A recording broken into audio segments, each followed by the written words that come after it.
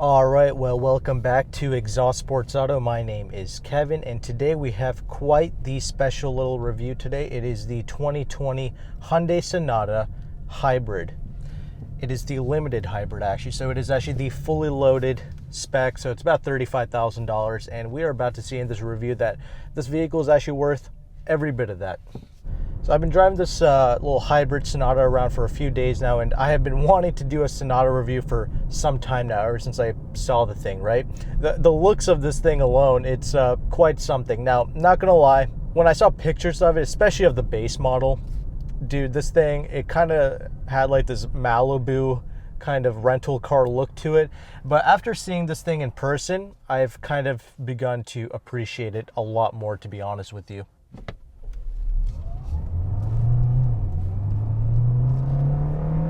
There's been a lot of little design elements that have helped this vehicle achieve a coefficient of drag of about 0.24, similar to the old, those Lexus LS 460 vehicles. And we're about to take this thing out of the highway because looks are one thing, coefficient of drag is great, but we're gonna see all that being put into place because I'm out on the highway now, getting up to some pretty legitimate speeds.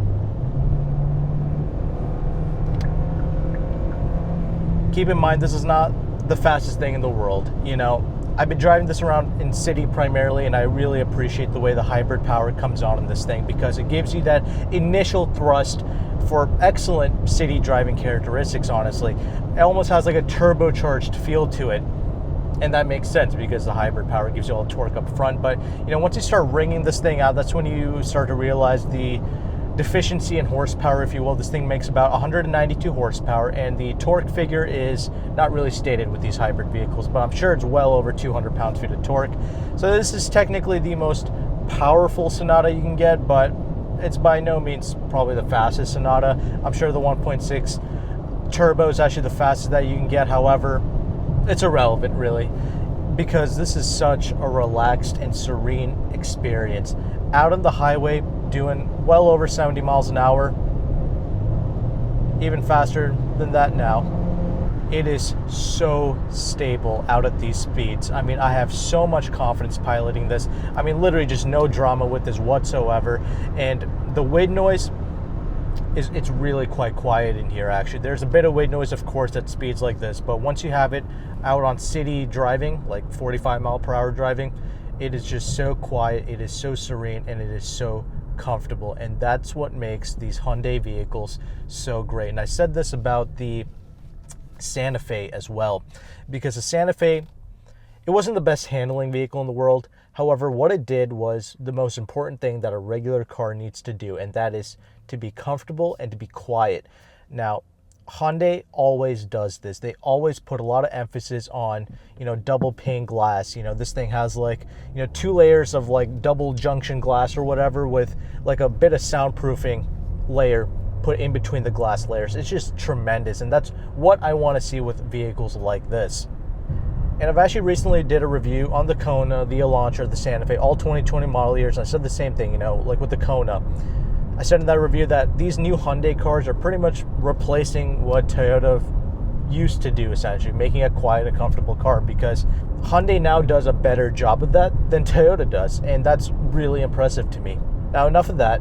Saw this thing on the highway. We saw how stable it was. We saw just how quiet it really was. You know, aside from a bit of wind noise at rather high speeds, this is really nice and really controlled and serene.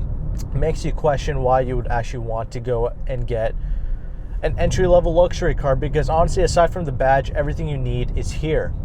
Even the driving dynamics of this car, it's all here. You know, I really appreciated the chassis of this. You know, I've heard talks about them making like an N-line Sonata, and I was just like, that's kind of ridiculous. But then I started driving this, and I started pushing it around in some of these turns, and I was like, geez, like this chassis is really coping extremely well. And this thing weighs, as a hybrid, weighs about 3,500 pounds. That's really not bad for a mid-sized car. This thing is about 193 inches long as a whole, right? So it's a quite sizable vehicle. But the steering of this thing, I mean, despite it being a hybrid, there is really nothing weird about this vehicle to drive. This thing has like 17-inch wheels. And I don't like ringing this vehicle up, but yeah, again, I'll get to that in a bit. But 17-inch wheels, right? I was mentioning in the beginning before I got on the highway and I got a little distracted there. Has a coefficient of drag of 0.24. That's very impressive, but these wheels also contribute to that. These wheels were specifically made for this vehicle because it's a hybrid trim, right? And not only do they look great, but I like how Hyundai is not offering some oversized wheels with this Sonata. Like the base wheels, like 16 inches. You had to go up to the turbo model for you to get the 18-inch wheels, but it only maxes out at 18-inch wheels. There's no 19s, there's no 20s, there's nothing ridiculous like that. So the ride quality is always composed, and even the wheels help to keep down the turbulence, the noise, all that good stuff. And I really appreciate those little details that Hyundai has implemented here.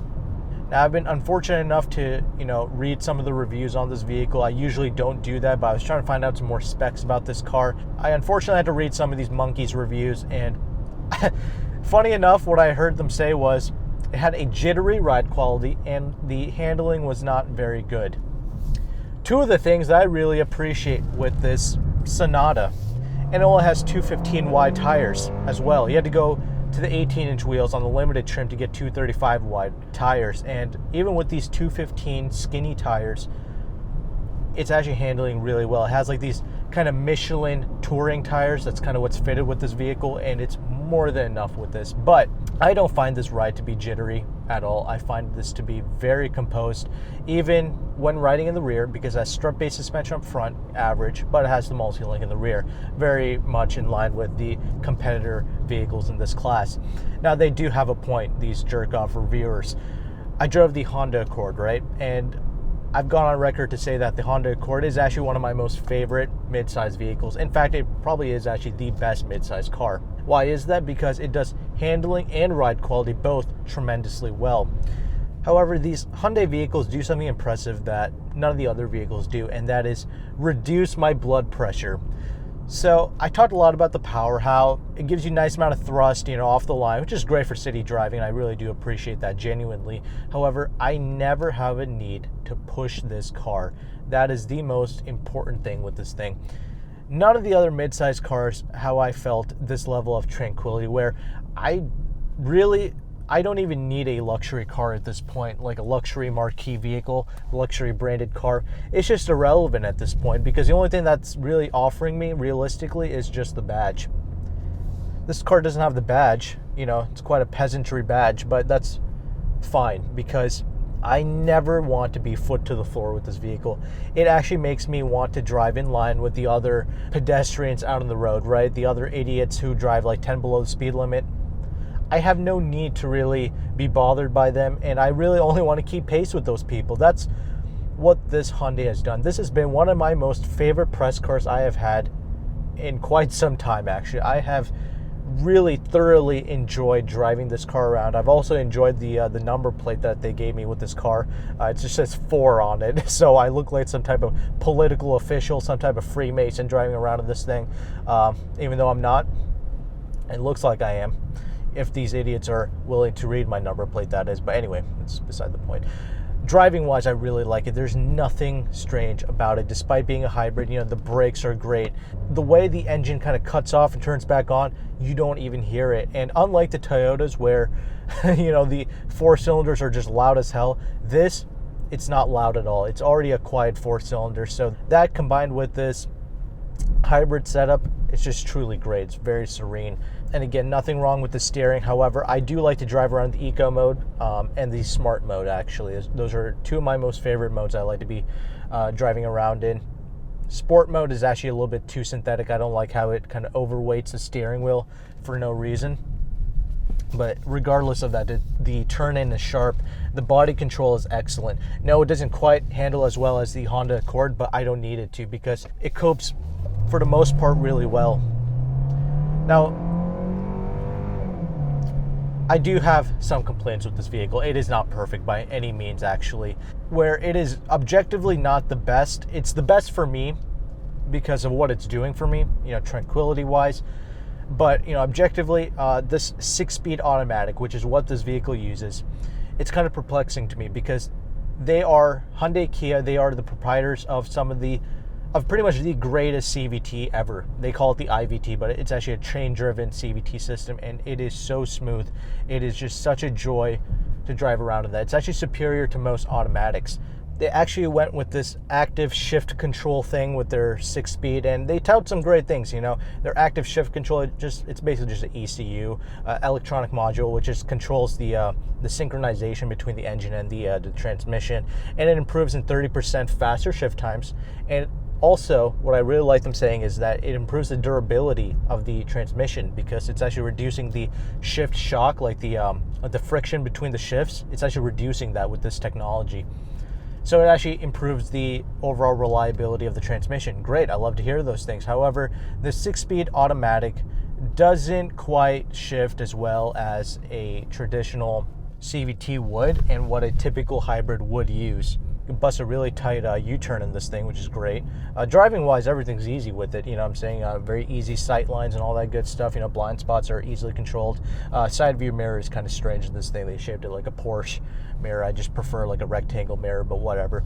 Anyway, like I was saying, 6-speed automatic, a little jerky from time to time. I wish they would just use their CVT when they especially have such an amazing CVT in their lineup. I don't see why they wouldn't use it with this hybrid, because otherwise this is a really smooth setup. Like I mentioned, you hardly hear the transition between the engine turning on and like the hybrid kicking in. And the 6-speed, upshifts are pretty good. Once it gets up and goes, it's not like an inherently terrible transmission by any means. They did do a pretty decent job with it, and they gave some paddles, which is just completely useless because it's just auto upshifts for you, and there is no tachometer, so that's kind of pointless. But they were some nicely shaped paddles nonetheless. But the transmission definitely does not deter me from, buying this thing. I still love this. It's not a big deal. Other things, fuel economy, the most important reason why you'd even buy this thing. This thing is rated for about 47 mpg, I believe, on the city, and about 51 out on the highway. However, if you want to get the best fuel economy, there's this thing called the Blue trim, which is like pretty much like a base, like, has like no real features or anything like that. Basically just gives you like the best fuel economy. That on average gets you about 4 to 5 mpg better on the city and the highway. So pretty good. I do appreciate that. However, it's just not, I wouldn't get it. That starts out about 27,000. There's an SEL trim, like a mid trim, which is about 31,000, and then this is at 35,000 before any dealer incentives or anything like that. But the most brilliant thing about this is that solar panel roof. So I've always questioned why more and more manufacturers don't take advantage of that, because it just makes so much sense having a solar panel for the roof. Like the whole thing is, in the past, like the Fisker Karma used it, and like the Nissan Leaf used it like a little bit. It was like a little patch of a solar panel. But the entire roof is a solar panel, and that's just brilliant to me, because what Hyundai touts is that it gets about 700 extra miles of range per year just by the solar panel, absorbing sunlight, just recharging the battery. Another advantage that this thing has is that because the entire solar panel is, absorbing energy from the sun, right?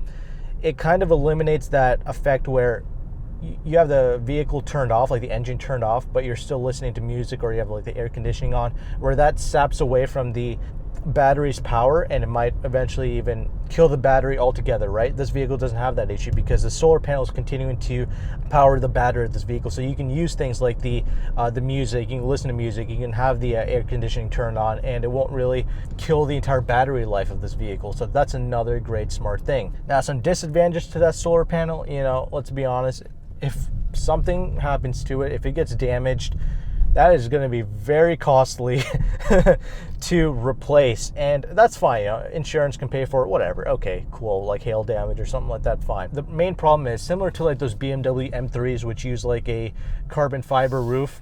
Whoever's going to be replacing this battery, you don't know if they are going to do as good of a job as Hyundai or BMW or whatever is going to do installing this roof from the factory. You know what I'm saying? So it might take away from the rigidity of the vehicle or the quality of the car as a whole. I don't know. Something might happen there. But that's down the line, whatever. As of right now, this is really smart. This is really intelligent. I really approve of them using this solar panel design. And like they mentioned, almost 700 miles you get per year extra just from having the solar panel. As long as you have it parked out in the sun. This is one of the few cars where you don't want to keep it garage kept, surprisingly. Brakes are really good too, if I haven't mentioned that already.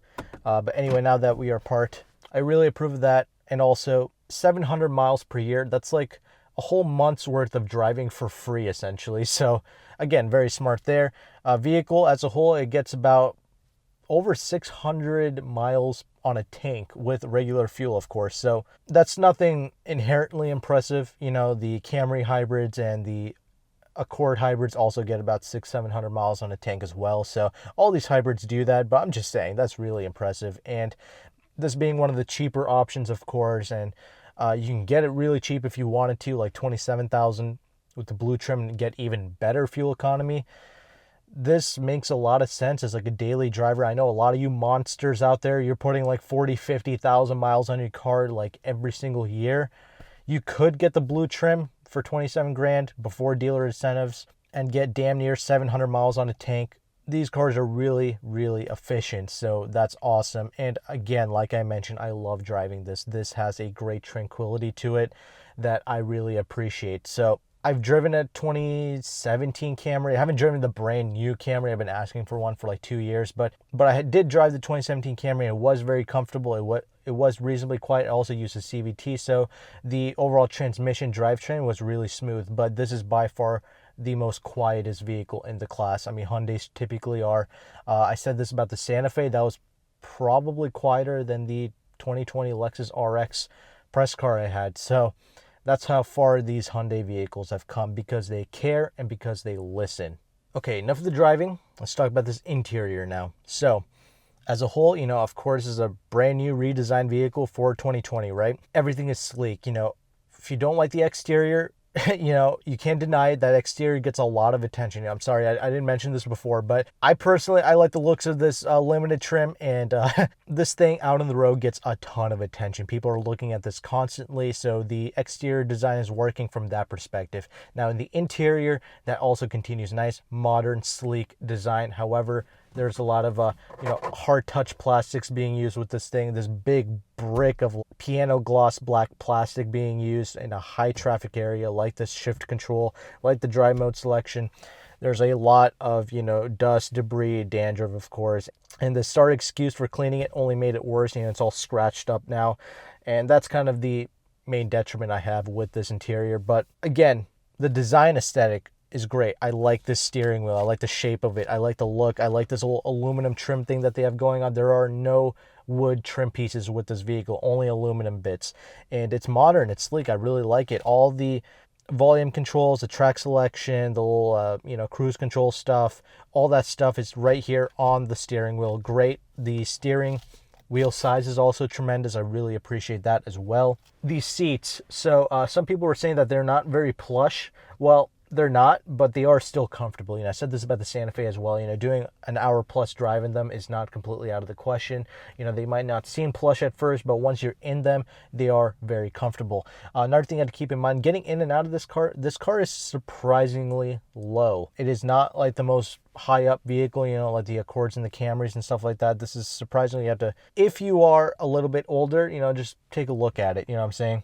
But me personally, I don't have an issue. Hyundai actually touts that this is one of the best front space room, headroom, legroom, all that stuff for like the class, for like the mid-size car class. There's a lot of adjustment in the seat once you're in here. It is electronic seats, of course, for this limited model, even for the passenger seat as well. However, the passenger seat cannot go up or down, so that's another thing. A lot of little Porsche cues in here. There's a little door handle, a little Porsche inspired, I guess you could say. It's got the Bose audio system, of course. It does sound legitimately very good. Again, I'm not the best person to ask about the performance of an audio system. I'm not Savage Geese. I'm not an audiophile. I listen to a lot of Ratchet music, Key Glocks, and Moneybag Yos and all that, so that gives you an idea there. Like I mentioned, the nice double pane glass. You do have one touch up and down windows for the front two windows here.